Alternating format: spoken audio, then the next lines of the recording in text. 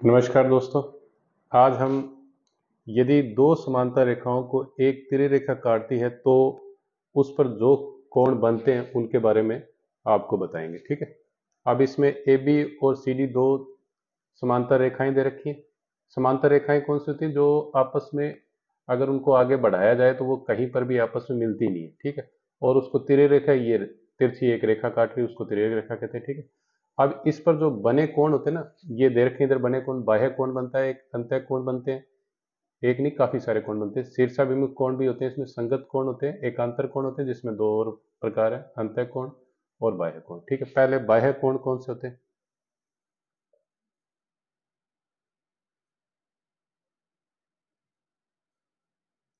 ये जो समांतर रेखाएं दे रखी है, जो तिर्यक रेखा काट रही है, जो इसमें जैसे कोण नंबर 1 और कोण नंबर 2 और कोण नंबर 7 और कोण नंबर 8, ये बाह्य कोण है। ठीक है। कोण नंबर 1, कोण नंबर 2, कोण नंबर 3, कोण नंबर 2 के बाद कोण नंबर 7 और कोण नंबर 8।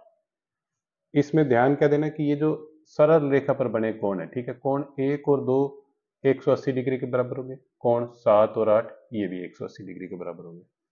और अंतः कोण क्या होते हैं?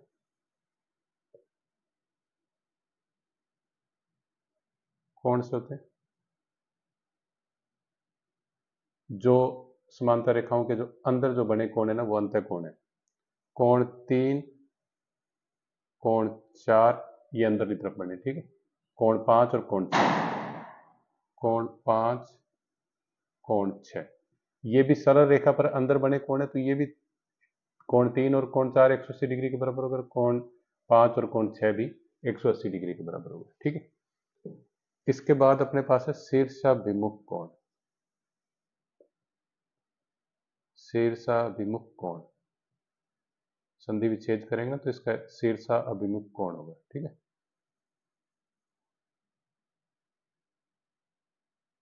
शीर्षाभिमुख कोण कौन से होते हैं? अब कोई दो रेखाएं आपस में एक दूसरे को क्रॉस करती है तो इसके एक दूसरे के अपोजिट जो बने कोण होते हैं ना, वो शीर्षाभिमुख कोण होते हैं और बराबर भी होते हैं। ठीक है। अब देखो ये बुझाएं आप, दो ऐसे रेखाएं काट रही, कोण 1 और कोण 3 एक दूसरे के अपोजिट है, तो कोण 1 बराबर कोण 3 ये बराबर भी होते हैं।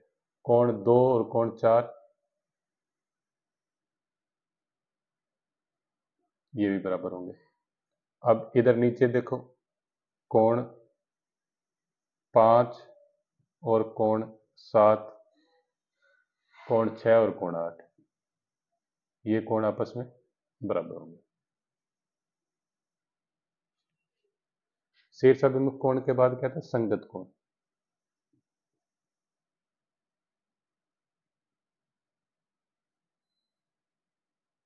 संगत कोण कौन से होते हैं?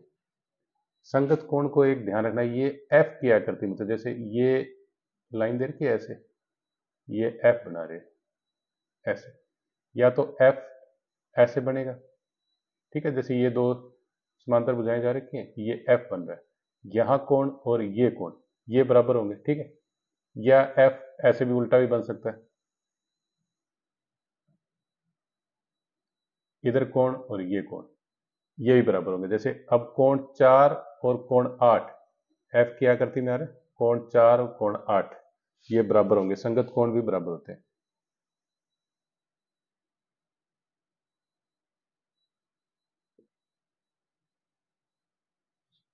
ठीक है। और अब ये देखो उल्टा एफ बनेगा, कोण 1 और कोण 5 भी बराबर है।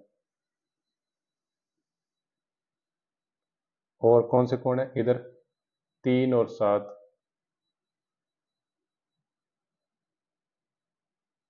कोण 2 और 6 संगत कोण भी बराबर होते हैं। अब इसके बाद लास्ट है अपने पास एकांतर कोण।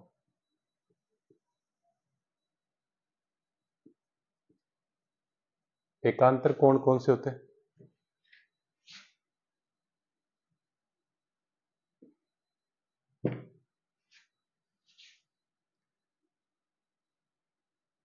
कोण जैसे अभी समांतर भुजाएं हैं, इसको ये तिर्यक रेखा काट रही है, जो अंदरली तरफ जो कोण है, जो ये 4 और कोण 5 पे गौर करें, ठीक है, जो जेड की आकृति में हो, या तो सीधा जेड बन रहा हो ऐसे, या ऐसे जेड बन रहा हो उल्टा, ठीक है। तो यहां और इस जगह पर जो कोण होंगे, जैसे ये एकांतर कोण है, ये बराबर होते हैं, ठीक है। अब देखो, ये ऐसे करके ऐसे उल्टा जेड बन रहा है, तो कोण 4 और कोण 6, ये एकांतर कोण है, ये भी बराबर होंगे। और ये जो अंदरली तरफ जो बन रहे हैं ना कोण, वो अंत एकांतर कोण होते हैं, ठीक है।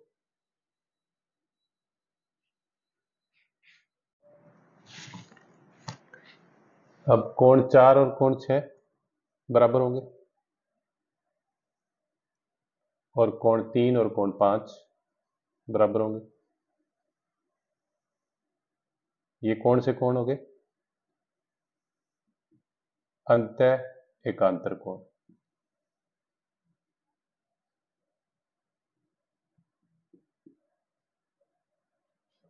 और कोण, गौर करना, कोण 1 और कोण 7 ये बाह्य एकांतर कोण होते हैं, ठीक है। कोण 1, दो तिर्यक रेखाएं, दो समांतर रेखाएं हैं, बीच में एक तिर्यक रेखा काट रही है, और इसके अब जो अंत एकांतर कोण थे, उसके उसके ऊपरली तरफ देखोगे, बाहरली तरफ, ठीक है। कोण 1 और कोण 7 बराबर है ये, और कोण 2, कोण 8 ये बराबर है। क्यों बराबर है? क्योंकि ये बाह्य एकांतर कोण है।